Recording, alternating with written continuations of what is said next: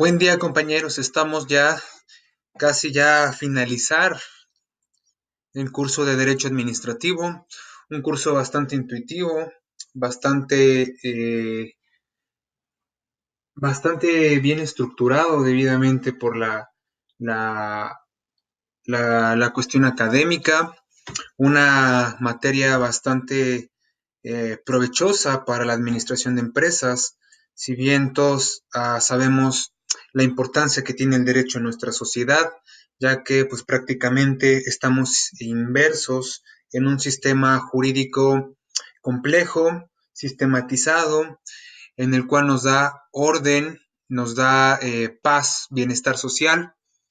y que el derecho se encuentra estructurado en cada una de las ramas del saber, ramas y ciencias del saber. Prácticamente no habrá cualquier cosa que en el derecho no se le pueda escapar.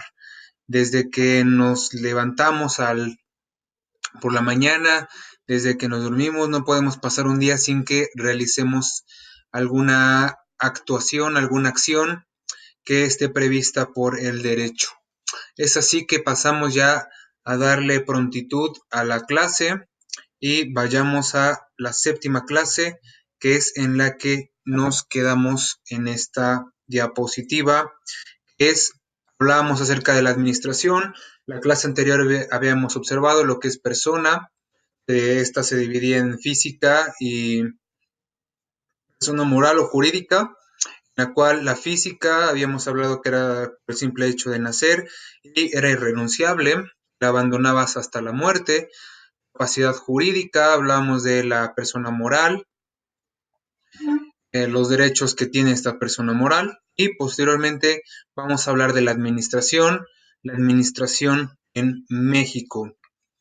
Pero para que podamos realmente ver los antecedentes de la administración, vamos a darle clic aquí, listo, y comenzamos. Antecedentes de la administración, bien, este es un esquema que realmente yo les comparto, puesto que son puntos bien importantes desde la perspectiva del derecho, desde una perspectiva del cual nos interesa a grandes rasgos saber cuáles fueron los antecedentes de la administración. Ustedes que estudian administración de empresas, pues realmente saben más a detalle, un poco más a fondo, estos antecedentes de cómo se logra la implementación de la administración. Esto, lo vuelvo a repetir, esto es un esquema que yo hice desde la perspectiva, desde la importancia del derecho. Bien, comenzamos desde los antecedentes de la administración. Vemos que en la era paleolítica o en la edad de piedra, los pequeños pobladores o los personajes neandertales, personajes, los primeros humanos, al momento de buscar el bienestar del grupo, porque recordemos que eran nómadas, que primeramente estos primeros individuos, primeros humanos decidieron pues ir de lugar en lugar buscando un lugar para establecerse, un lugar para quedarse y que en ese sentido pudiesen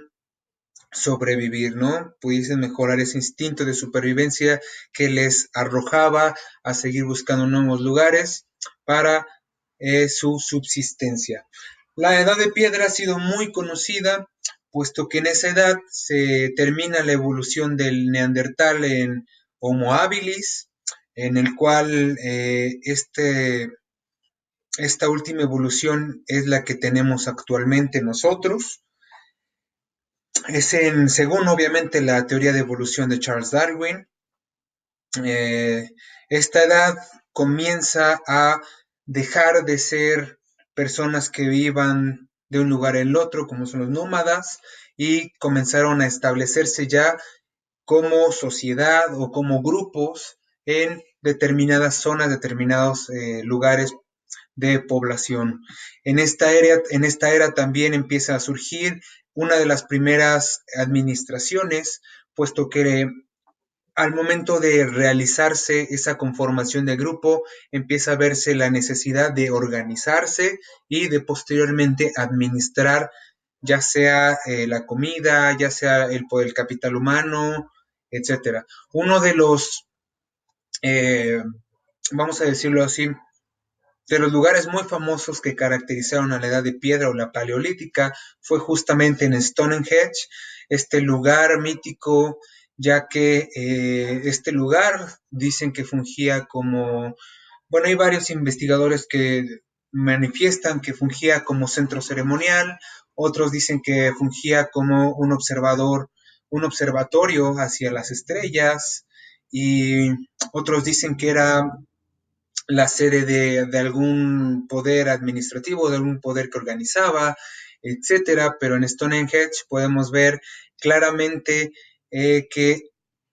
los primeros pobladores, los primeros humanos, tienen la necesidad de administrarse, la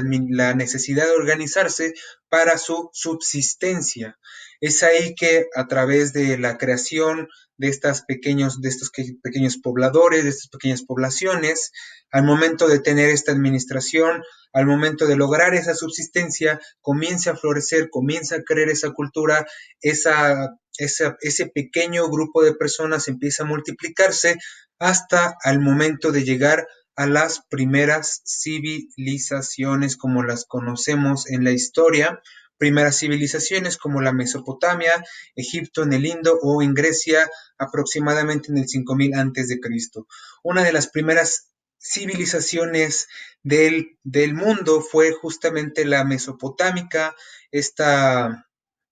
dio origen al babilónico, al imperio babilónico. La cultura mesopotámica estaba impuesta entre el río Tigris y el río Éufrates. Eran estos ríos que actualmente están compartidos con lo que es Palestina, lo que es Jordania, Cisjordania, Arabia Saudita, todo este lugar comprendía una de las primeras civilizaciones que eran la mesopotámica, en las que al momento de darse el florecimiento de los primeros precursores, de los primeros humanos, al ver este florecimiento, pues se va engrandeciendo la riqueza tanto colectiva, social, a, a, a, al momento hasta darse una cultura de identidad.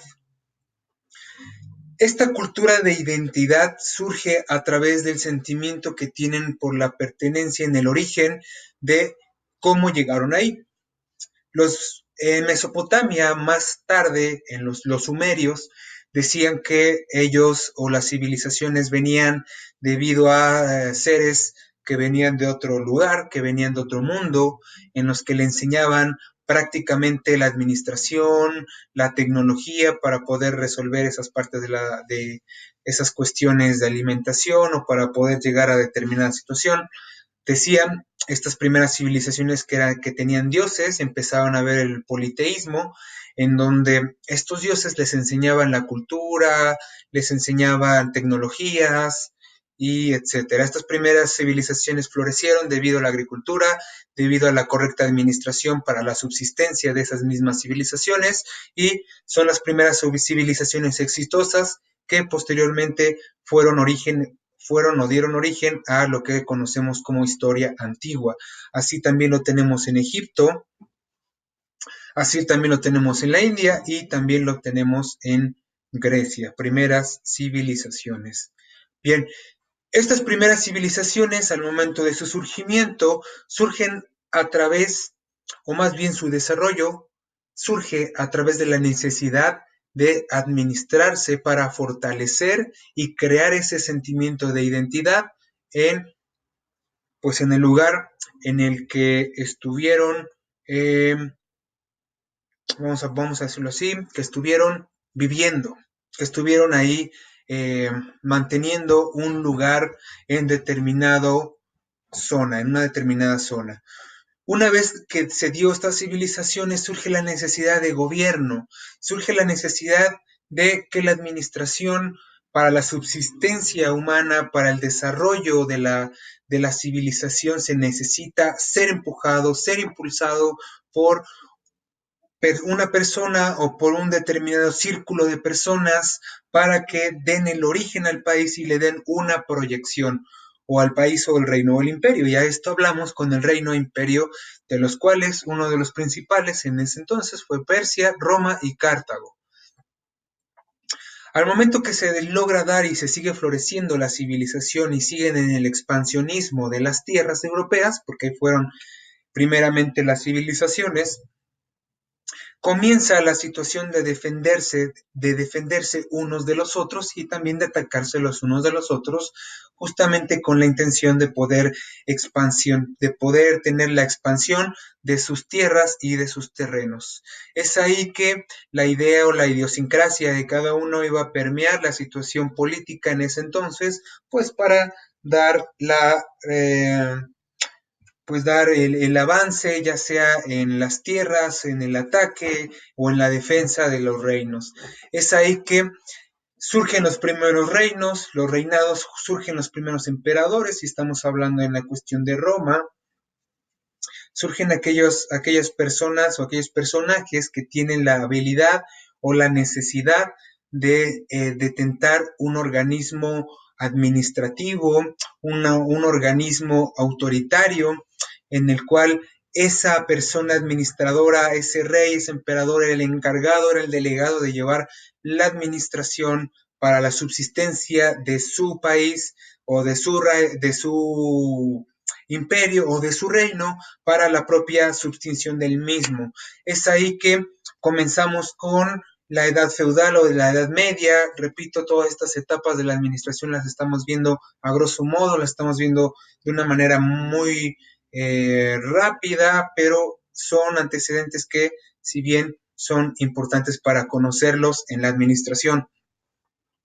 Una vez que se da la administración del rey, para hacia sus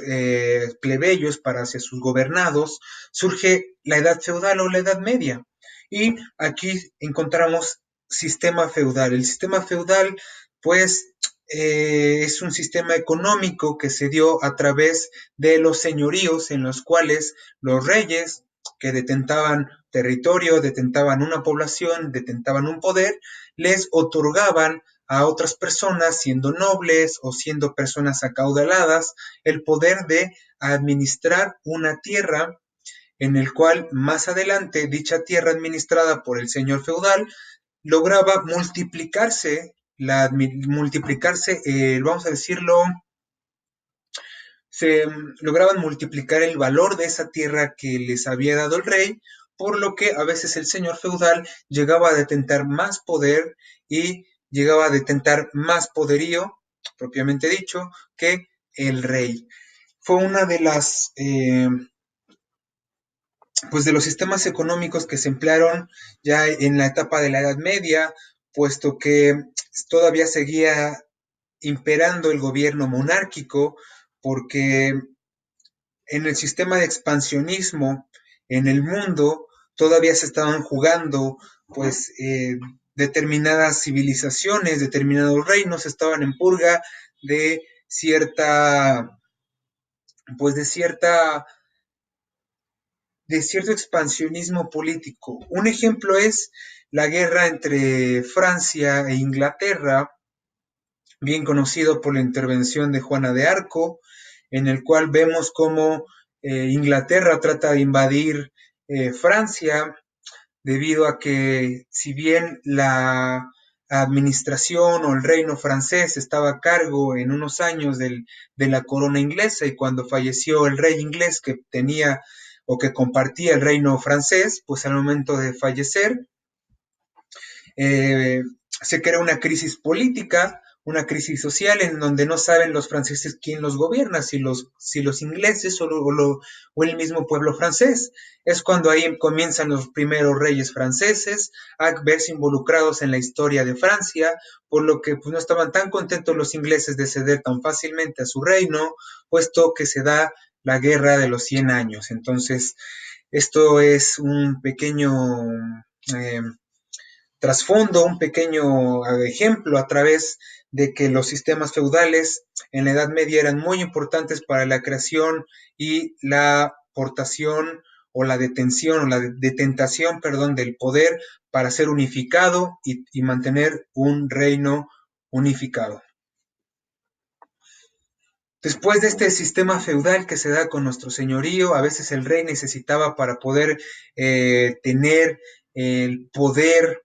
en el reino, a veces necesitaba de estos señores feudales para poder unificar todo su territorio y poder tener un reino totalmente seguro, complejo y fuerte. Ante esa situación nos vamos al Renacimiento. El Renacimiento es una etapa en donde se crean nuevas ideas, en donde se sale la humanidad de un oscurantismo social, científico y político, puesto que en la Edad Media se había ya detentado la historia, o perdón, ya se había detentado la religión católica, en la que todo el mundo se basaba en la cristiandad. Es ahí que el Renacimiento logra ponerle un freno, vamos a decirlo así, en cuestión de ideas, en el que ahora salen del oscurantismo, salen de una etapa en donde la historia de la humanidad se detuvo, puesto que no, en esa etapa no había, vamos a decirlo en esta forma, no había desarrollos tecnológicos, no habían desarrollos políticos ni sociales. En el Renacimiento se viene a dar una revolución de ideas, una revolución de la concepción del mundo y se implementa por primera vez el humanismo. Una de las factores de las clases sociales predominantes que surgieron en el Renacimiento fue la burguesía.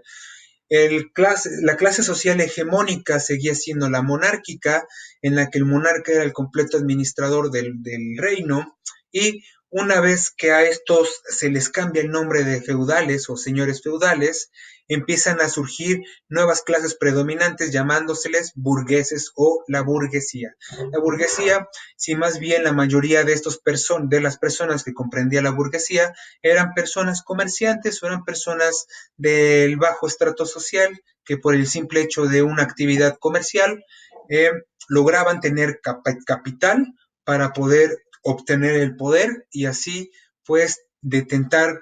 un poco más de decisión en el gobierno.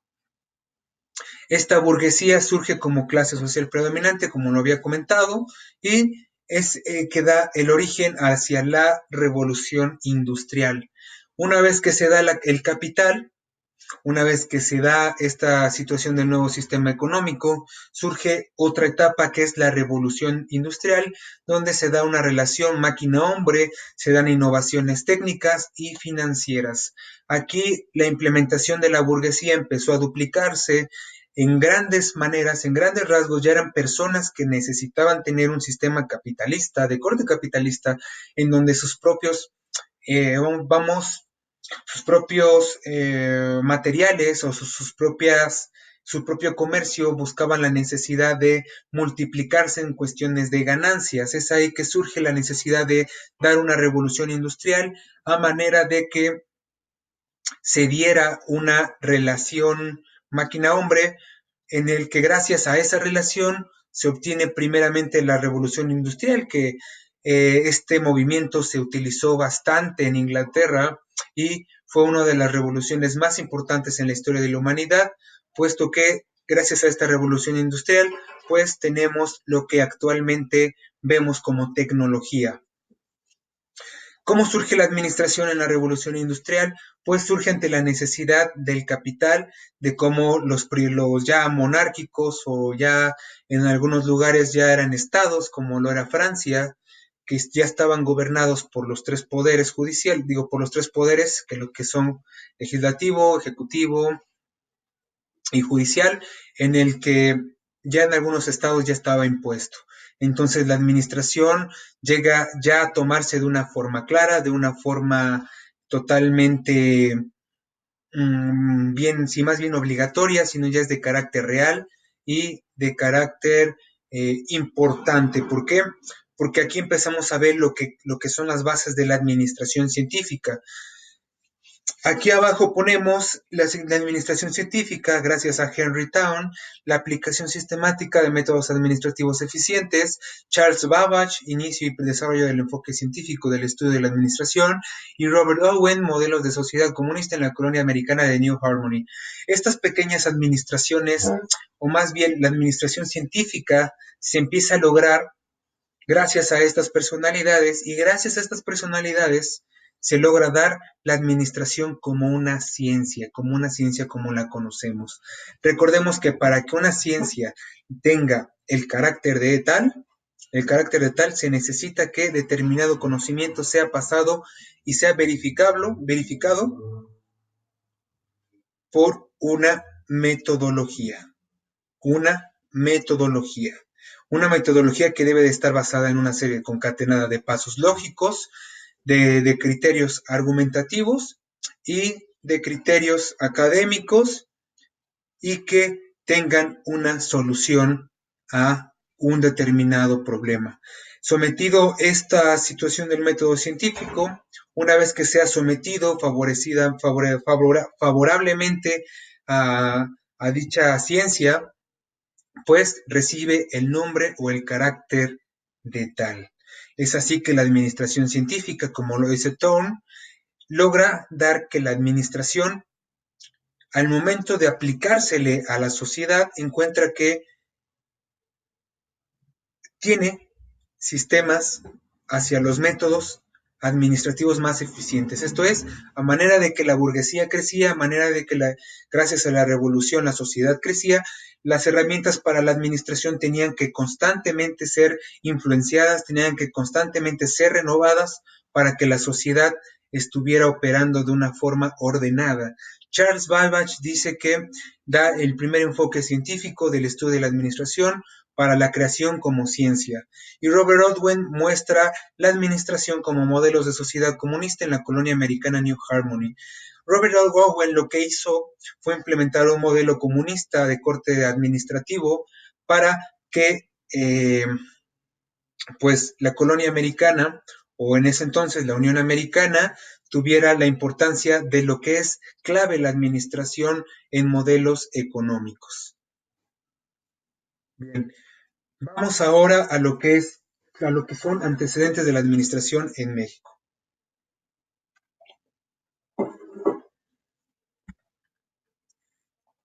Bien, si bien ya vimos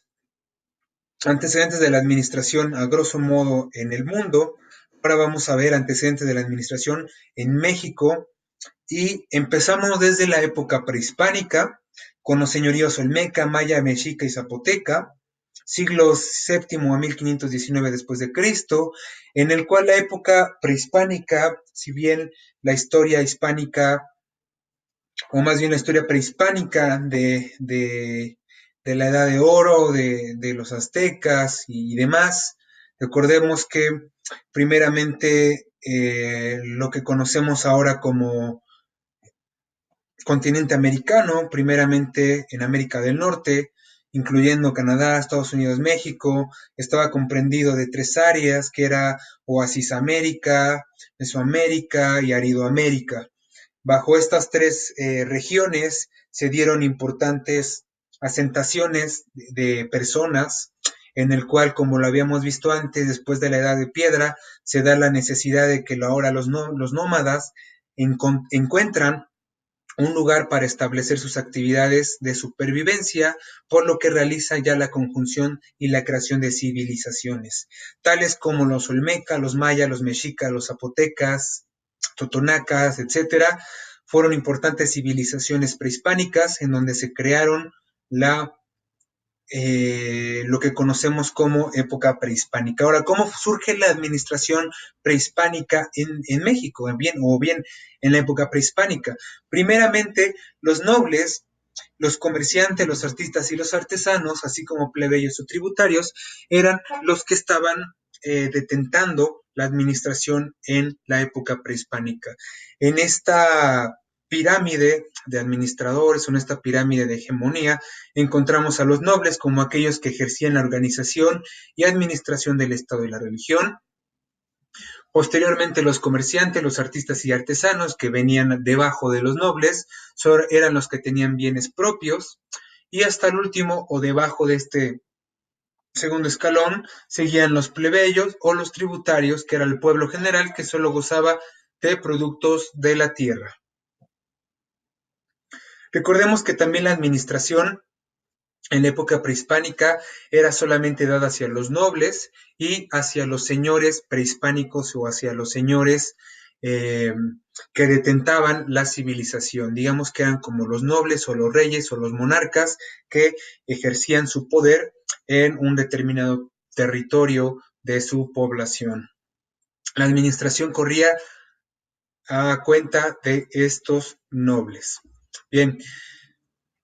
la época colonial, prevista entre conquista y virreinato de 1535 a 1810, comprende este sistema desde el descubrimiento de América, el impulso de las colonias europeas para el expansionismo, para el descubrimiento de nuevas rutas comerciales, que por accidente dieron a la revelación y descubrimiento de que pues el mundo no era plano, en primer punto, y en segundo, que se dieron nuevas capacidades de comercio y el comercio propiamente dicho se vio influenciado en gran medida. Cuando en 1535 se impuso la conquista a manos de Hernán Cortés, logra establecer primeramente uno de los lugares tan famosos que es Veracruz, donde logra poner el primer ayuntamiento, logra poner el primer bastión de España, el primer bastión del reino español en Veracruz. Era Poza Rica de la Veracruz. Ahí en ese lugar era el primer bastión español que se dio para el comienzo de la conquista, que cuando realmente llegó la conquista a todo el territorio que en ese entonces se le dio el nombre de la Nueva España, se regía bajo un sistema imperial centralizado. Esto es que si bien este sistema imperial centralizado era que toda la Nueva España estaba arraigado a la decisión de la corona española o del imperio español, comprendido por los reyes católicos, que eran Isabel la Católica y Aragón, ¿sí? En ese sentido, eh, este sistema imperial, en el sentido del cual fueron gobernados la Nueva España, fue que toda absolutamente todo el funcionamiento administrativo y organizativo de la Nueva España corría a favor de la corona española. Esto es que desde España se daba la orden de cómo debiese ser funcionable o cómo debiese ser administrativo, cómo se debiese de haber sido administrado la Nueva España. En ese sentido, tenemos la corona española como máxima autoridad. Abajo de la corona seguía el Consejo de Indias. Este Consejo de Indias era impuesto, este consejo era acerca de todos los nobles que tenían posesiones mercantiles o que daban la inversión para seguir el colonialismo, para seguir pues la parte de sí, claro, la inversión para que se diera la conquista totalmente. Este era el Consejo de Indias. ¿Y por qué Consejo de Indias? Porque sabían que no tenían todavía nombre que poner a todo el continente que habían conquistado, puesto que ellos pensaban que era la India la que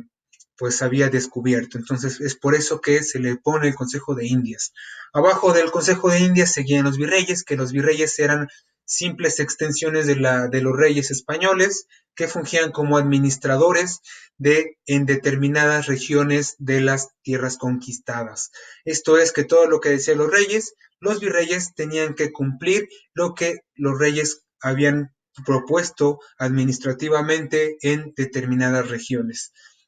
Bajo los virreyes seguían los capitanes generales y de estos los gobernadores, de estos los corregidores, de estos los alcaldes y de estos dos regidores. Cada uno tenía una atribución administrativa y gubernamental para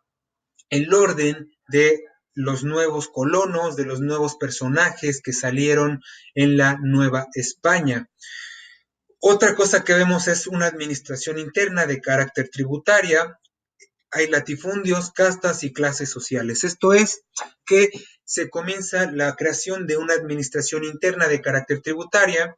que la Nueva España impuso para que todos estos tributos que recogía de todos los hacendados, que recogía de todas las personas que vivían en la Nueva España,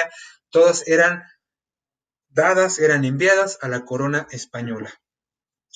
Los latifundios los propios virreyes o los reyes españoles otorgaban pequeñas o grandes cantidades de terreno para su explotación y su trabajo a, pues, mayoritariamente a nobles o a españoles que detentaban un lugar, algo así como señores feudales, pero los latifundios era exclusivamente para el comercio y que siempre debían de arropar o siempre debían de ser sometidos hacia los virreyes. De esta forma, la administración cambia ya que llega las castas y clases sociales. Estas castas y clases sociales se ven comprendidas obviamente por el noble, después lo vemos por el plebeyo o el ciudadano y después vemos como el esclavo. Eso es la parte general. Pero ¿qué clases, qué castas salieron? Bueno, pues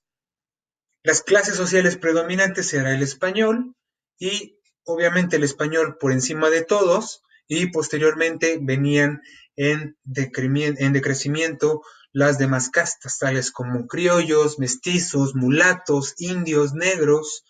y todas estas castas que hemos conocido. Entendemos que la administración también se vio un poco favorecida a cuestión de los españoles, puesto que ellos tenían el acceso total al gobierno y al aprovechamiento público del Estado.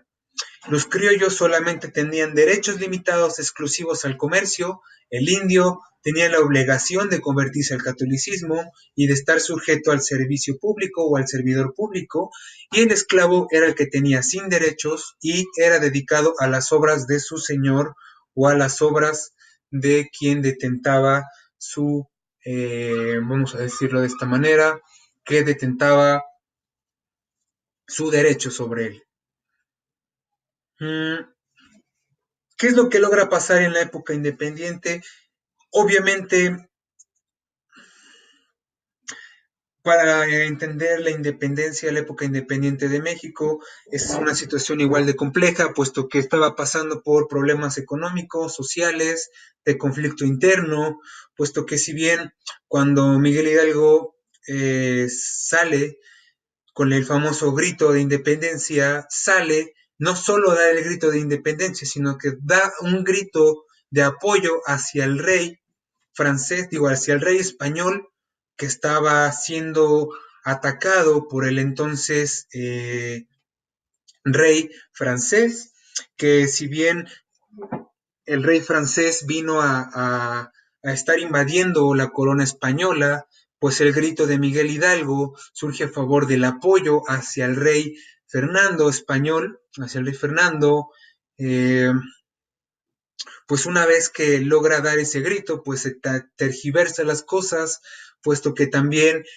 toda la crisis española había hecho que el sistema impuesto en la Nueva España ahora fuese de carácter autoritario, de carácter tiránico, y la sociedad que ya estaba bien cimentada, pues se lograra abalanzar y aprovechar de este grito, de esta iniciativa, de este movimiento, pues para lograr la independencia. Una de las cosas que también surge gracias a las clases sociales y estas castas, justamente llegan a ser la desigualdad social que había.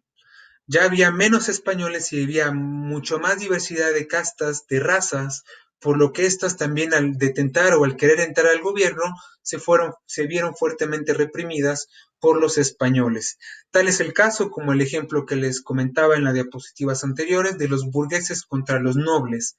Es ahí que a través de estos conflictos internos y sociales se da la época independiente, posteriormente se logra la independencia, se impone un imperio y se llega al presidencialismo en esta época, desde 1810 a 1850. Encontramos una administración descentralizada, autónoma, autonomía administrativa local, inestabilidad financiera, préstamos con intereses excesivos y aumento de impuestos. Bien, la administración rompe con el sistema imperial centralizado, rompe con las relaciones de las coronas, una vez que el imperio español o el reino español es expulsado de la Nueva España, ahora se ve un México solo, se ve un México, eh, digamos, me gusta poner el ejemplo, hagan de cuenta que vemos una bodega en el cual esa bodega produce, produce y produce, y el patrón, una vez que es expulsado, se lleva todos los recursos, todo lo útil que había en esa bodega, y ahora la bodega la deja absolutamente vacía, la deja sola, la deja sin mando, sin formas de poder desarrollarse por sí misma, pues lo que hace que pues tengan una crisis. Entonces, así se encontraba el México independiente, porque todo, digamos que su control económico, todo el sistema económico que ya estaba cimentado, al momento de expulsar a España de México, pues se tiene con la necesidad de que México ahora tenga para crear un sistema económico en el cual se pueda seguir impulsando, por lo que también la administración en esta época fue muy importante porque comienza la administración descentralizada. Esto es que cada estado, cada región independiente logra echar mano de su administración descentralizada para desarrollarse y sustentarse en sí misma. Por eso es que tienen autonomía en la administración local, por eso mismo hay una estabilidad financiera porque se va el patrón, digamos que se va a España y se lleva absolutamente todo y crea una inestabilidad financiera. Préstamos con intereses excesivos, bien, al tener una inestabilidad financiera y una necesidad para poder seguir desarrollándose un México independiente, se ve con la necesidad México de pedir préstamos a eh, pues países o hacia reinos que le pudiesen otorgar una estabilidad financiera, tales como Inglaterra. Inglaterra fue uno de los principales países que impulsó la economía financiera en México porque obviamente al estar peleados todavía con los españoles no podíamos obtener préstamos ni inversiones de ese reino, sino que se tuvo que recurrir a otros países, de los cuales Inglaterra fue uno de los que obviamente quiso sacar provecho porque obviamente el aumento hacia los intereses del préstamo eran tremendos, por lo que más adelante vamos a detallar uno de los estallos sociales que lo vemos en las intervenciones extranjeras y la reforma. Una vez que se da la época independiente, surge primeramente el Imperio Mexicano, llevado por el primer emperador mexicano, de nombre Agustín de Iturbide, cuando realizó la gran entrada de su ejército trigarante o de las tres garantías, en el cual solamente bastó un año para que detentara o dejase el gobierno y se empezara a adoptar un sistema de Estado moderno, tal como la Revolución Francesa, porque todas estas épocas fueron también influenciadas por la época francesa, por la etapa de la Revolución Francesa y el modernismo, en el cual ellos adoptaron el carácter de presidencialismo como sistema de gobierno y el sistema de gobierno de los tres poderes en los cuales iba a residir todo el poder. Es ahí que como primer presidente también está el primer general liberal de nombre Guadalupe Victoria.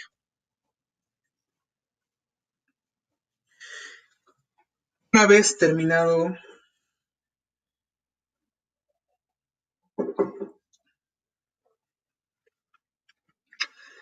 una vez terminada con la época independiente, ya encontramos un México totalmente capaz de visualizar su función administrativa, su forma de gobierno. Ahora en esta etapa comienza a dar una administración, su administración cambia, ya no tiene autonomía ni es descentralizada, ahora se convierte en una administración federal de corte central, poniendo el Distrito Federal como la única sede de todos los estados. En esta ocasión se logra una pacificación y una defensa del país. Tratado Guadalupe Hidalgo, Guerra de Reforma, conservadores liberales, intervenciones extranjeras, caos en el gobierno mexicano. Bien, primeramente seguía México debiendo préstamos excesivos, eh, seguía debiendo muchísimo dinero. Es lo que pasó, que seguían prestando, seguían pidiendo prestado, hasta que también hubo conflictos internos, y que una vez que estos conflictos ante las necesidades de poder obtener más dinero, pues el Estado mexicano siguió imponiéndole impuestos cada vez mucho más altos a los pobladores, y esta fue una de las consecuencias graves que pasó para la firma del Tratado de Guadalupe Hidalgo, que empezó con la anexión de Texas o del estado de Texas, que pertenecía a México, y que una vez que pues sufrían de altos impuestos, pues la Unión Americana no tenía, como apenas estaba en crecimiento económico, se veía muy fuerte, por lo que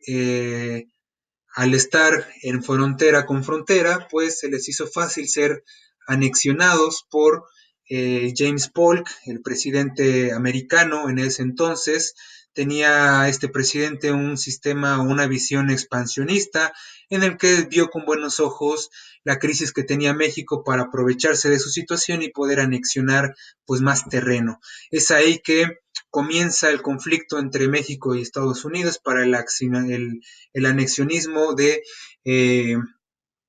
pues terrenos mexicanos hacia la Unión Americana. Es ahí que teníamos al presidente Antonio López de Santa Anna, que estuvo al mando de la defensa de la soberanía nacional ante el extranjero, y pues como conocemos, la guerra de intervención americana fue totalmente un fracaso, puesto que se perdió la mayor parte del territorio mexicano a favor de la Unión Americana como la conocemos actualmente. No hay que ser tan duros con este personaje histórico, hay que ponernos a pensar que era una época en donde todavía estaban pacificando todo el país, no sabían de dónde sacar dinero, se debía altas cantidades de economía a países, y conflictos internos, desgastado el poder ejecutivo, se vio ante un organismo, ante un país nuevo, fresco, con innovación tecnológica, con progreso económico, y bueno, pues nada más era cuestión de verse eh, cumplidas las decisiones del presidente James Polk. Y bien, una vez que se dio la pérdida del territorio, seguía por la carrera para unir y pacificar el país. Esto entra con la guerra de reforma entre conservadores y liberales, y da término a las intervenciones extranjeras. El gobierno todavía seguía teniendo crisis. Una vez que se da este impulso, seguimos hacia el Porfiriato, que fue de 1876 hasta 1910. En el Porfiriato encontramos una estabilización gubernamental, encontramos por primera vez en la historia pacificación del país, una administración regulatoria a favor de obtener más recursos, la incorporación de la industria y ventajas a los empresarios e inversores, creación de actividades bancarias, emisoras hipotecarias y refaccionarias, industria y comercio. Bien, aquí podemos entender que en el Porfiriato fue una parte, Porfirio Díaz fue uno de los generales famosos en la segunda intervención francesa, en la que él fue un héroe en el 5 de mayo para la defensa de la soberanía del Estado mexicano ante el invasor francés. Porfirio Díaz había escalado todas las órdenes militares hasta que fue elegido como presidente electo. Es ahí que Porfirio Díaz también es conocido por su reelección. Él se reeleccionó y ocupó el cargo desde 1876 hasta 1910. Si bien la unión o la dictadura de Porfirio Díaz fue algo que en la administración de México fue muy favorable, porque ya no se debía nada, había acabado con la crisis económica, había una estabilización social, había tecnologías, fue uno de los impulsores hacia fábricas, fue también el impulsor de la conexión de los estados, puesto que dio las primeras vías ferroviarias y pues por primera vez en la historia el peso mexicano le hablaba de tú a tú, tenía el mismo valor que el dólar americano. Es ahí que, bien, se le tiene por muy grande para unos el porfiriato y otros como una desventaja, u otros que ven con malos ojos el porfiriato, es que a través de esta época pues fueron reprimidas la sociedad y pues los pobres. Es ahí que la administración se estabiliza y se fortalece. Posteriormente, la crisis económica y social que había en el porfiriato, ya que los ricos seguían siendo ricos y los pobres más pobres, se dio con la Revolución Mexicana. Esto se dio por la levantación de obreros, como él lo es el primer levantamiento o la manifestación que se dio, la de Cananea y la de Río Blanco, el abuso de autoridad a la minoría, pobreza, el nepotismo y fortalecimiento en las relaciones internacionales y el caudillismo. Una vez que se da la Revolución Mexicana, se da según porque los pobres seguían siendo pobres y los ricos más ricos. Estos querían quitarle el poder a los ricos y dárselo a los más pobres o a los que eran necesitados. El nepotismo se estaba empezando a dar porque pues los primeros gobernadores empezaban a detentar o empezaban a dejar la sección administrativa o gubernamental a familiares o amigos. Y surge el caudillismo, esto es que los grandes empieza o se vuelve a fragmentar la unión del país, puesto que en el porfiriato se llega a fragmentar por los caudillos que empezaron a pues imponer la voluntad según el pueblo, según la sociedad que representaban, tales como Emiliano Zapata, el constitucionalista bueno, Álvaro Obregón, Porfirio Díaz, Francisco Villa, y que el caudillismo surge a través de que estos líderes que se levantaron en armas representaban a un sector de la propia sociedad, fragmentando de nueva cuenta el bienestar social. Emiliano Zapata por parte del sur pidiendo tierras, por el norte, esta persona Francisco Villa, que solicitaba que el norte pudiese tener el expansionismo industrial y el desarrollo de las mismas. Después nos vamos, una vez terminando la revolución, los regímenes postrevolucionarios, encontramos la creación de partidos políticos, el primero el Partido Nacional Revolucionario, como ahora lo conocemos como el PRI, se da la expropiación petrolera, el proteccionismo industrial, la inversión en infraestructura, caminos, carreteras y puentes, el Estado regula y controla las políticas económicas y sistema estabilizador. Aquí empieza la administración a darse un programa o un sistema estabilizador, debido a que si bien ya había terminado la revolución, empieza el sistema político a mermar y a influenciar la administración para que se da este sistema o este impulso estabilizador para poder definitivamente unir al país y conectarlo hacia la modernidad como lo conocemos. En la época moderna es en la que estamos actualmente, es un Estado como institución rectora de la economía, inversión pública y desestabilización frente al dólar, el impulso y regulación de exportaciones internacionales, estrategias para la reducción del gasto público, apoyo y protección de iniciativas privadas, el neoliberalismo. En esta época moderna, una vez que se sigue la revolución, pues sabemos que a través de esta historia, desde 1929 a la actualidad, México se ve envuelto pues vamos a decirlo así, de partes en la historia en la que, un ejemplo, la caída del dólar, la caída del peso mexicano en el 94, la depreciación. Esto hace que la administración se vuelva aún más compleja, que realicen estrategias para que hagan frente a una economía ya ahora que le denominamos global. Comienza a darse la parte de la globalización, en el que ya todos los países tenían un mercado mundial en el que todos tenían que competir para su propia subsistencia. Es ahí cuando sale o surge el neoliberalismo, que es un sistema también de gobierno, un sistema en el cual es muy complejo de hablar, pero el neoliberalismo va a dar un factor clave en México, puesto que México abre las puertas hacia los inversores, hacia los extranjeros, hacia la iniciativa privada y el Estado le otorga beneficios para la explotación de los recursos. Es ahí que el neoliberalismo surge para la aplicación moderna en México. Una vez dicho esto, colocamos ahora la administración en México como la conocemos. Pero ¿cómo surge la administración en México en la actualidad? Lo encontramos en la Ley de la Administración Pública Federal. En el artículo 1 dice, la presente ley establece las bases de organización de la Administración Pública Federal, centralizada y paraestatal, la Presidencia de la República, las Secretarías de Estado, los departamentos administrativos y la Consejería Jurídica. Una vez dado todos los antecedentes de la administración en México, actualmente la administración en México se da por una administración de corte público, de corte federal, centralizada y paraestatal. Vamos a explicar un poco más a detalle qué es central y paraestatal. En el artículo 2, en el ejercicio de sus atribuciones y para el despacho de los negocios del orden administrativo encomendados al Poder Ejecutivo de la Unión, o sea, nuestro presidente, habrá las siguientes dependencias de la administración pública centralizada.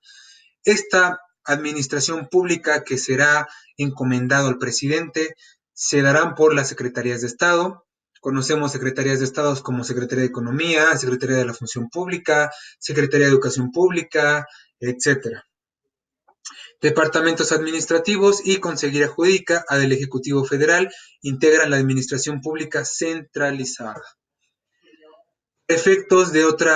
tipo de conocimiento de administración, tenemos que en la Constitución Política de los Estados Unidos Mexicanos, en nuestra Constitución, en su artículo 90, dice que la administración pública federal será centralizada y paraestatal conforme a la ley orgánica que expide el Congreso. Y la ley orgánica de la administración pública federal es la que estamos observando en la anterior diapositiva, que es esta. Se distribuirá los negocios del orden administrativo de la Federación, que estarán a cargo de las Secretarías de Estado, y definirá las bases generales de creación de las entidades paraestatales y la intervención del Ejecutivo Federal en su operación. Las leyes determinarán las relaciones entre las entidades paraestatales y el Ejecutivo Federal o entre estas y las Secretarías de Estado. La función de consejero jurídico del gobierno estarán a cargo de las dependencias del Ejecutivo Federal que para tal efecto establezca la ley. El presidente o el Ejecutivo Federal representará a la Federación en los asuntos en que éste sea parte, por conducto de la dependencia que tenga a su cargo, la función de consejero jurídico del gobierno o de las secretarías de Estado en los términos que establezca la ley. Una vez dicho esto, la administración va a estar suministrada y sujetada hacia el Ejecutivo Federal, que es el presidente. ¿Cuál es la forma de organización administrativa en México? La manera como está integrada la administración pública, cómo se ordenarán los órganos del poder público encargados de la actividad o función administrativa del Estado. Se encontrará que la ciencia del derecho administrativo estudia generalmente tres formas de organización administrativa, que es la centralización, descentralización y desconcentración. Para efectos de la misma, la centralización es una de las formas de la administración pública que establece el artículo 90 constitucional, donde menciona que los órganos dependen inmediata y directamente del titular del Poder Ejecutivo, esto es, las secretarías del Estado. Se dice que la administración pública es centralizada. Cuando escuchamos es que es una administración pública centralizada, sabemos que es una dependencia que está, valga la redundancia, dependiendo exclusiva y llanamente del presidente de la República. Esto es que todas las secretarías de Estado, tales como las que conocemos, son dependientes de lo que diga el titular del Poder Ejecutivo, que es nuestro presidente. A esto se le denomina administración por centralización. La descentralización es su estructura mediante entes o instituciones que ostentan una personalidad jurídica propia, distinta de la del Estado y cuya liga con el jefe del Poder Ejecutivo es de carácter indirecto. Esto es que todas estas instituciones, si bien tienen personalidades jurídicas propias para el beneficio o el ejercicio de la administración pública. La descentralización va a hacer que no sean sujetas indirectamente hacia nuestro presidente, tales como empresas bancarias, instituciones de apoyo gubernamental. Un ejemplo es la Bolsa Mexicana o el Banco de México. Es una institución descentralizada que, si bien tiene una personalidad jurídica propia, no tiene sus funciones para la administración económica en la sociedad, no tiene vamos a decirlo así, una sujeción directa al presidente ejecutivo. La desconcentración, o hemos escuchado que es un órgano desconcentrado de la administración pública. La desconcentración es los entes o instituciones que guardan relación jerárquica con algún órgano centralizado, pero existe cierta libertad en lo que respecta a su actuación técnica. Universidades públicas, instituciones de educaciones públicas. Bien, si bien la desconcentración tiene que ver un poco acerca de dependencias centrales que sean dependientes hacia nuestro titular, hacia nuestro presidente, la desconcentración va a tener, digamos que un 50 de autonomía en sus funciones y un 50 dependiente a las secretarías de Estado o dependientes hacia las funciones centrales del Poder Ejecutivo de nuestro presidente. Uno, por ejemplo, serían las universidades públicas. Aquí en Puebla está la Benemérita Universidad Autónoma de Puebla, la Universidad Autónoma de México, la Universidad Autónoma de Chapingo. Estas universidades públicas son organizaciones de corte desconcentrado, puesto que tienen una organización propia, una autonomía propia, pero que dependen de la Secretaría de Educación Pública, de una secretaría totalmente de corte central. Es ahí que son varios ejemplos de administraciones centrales, descentralizadas y desconcentradas. Hasta aquí vamos a dejarle. La última clase lo vemos como actos administrativos, por lo que la tarea que tenemos para esta clase será la creación de un mapa conceptual de la Administración Pública Federal. Les voy a dejar un link para que ustedes se basen. Este link va a estar,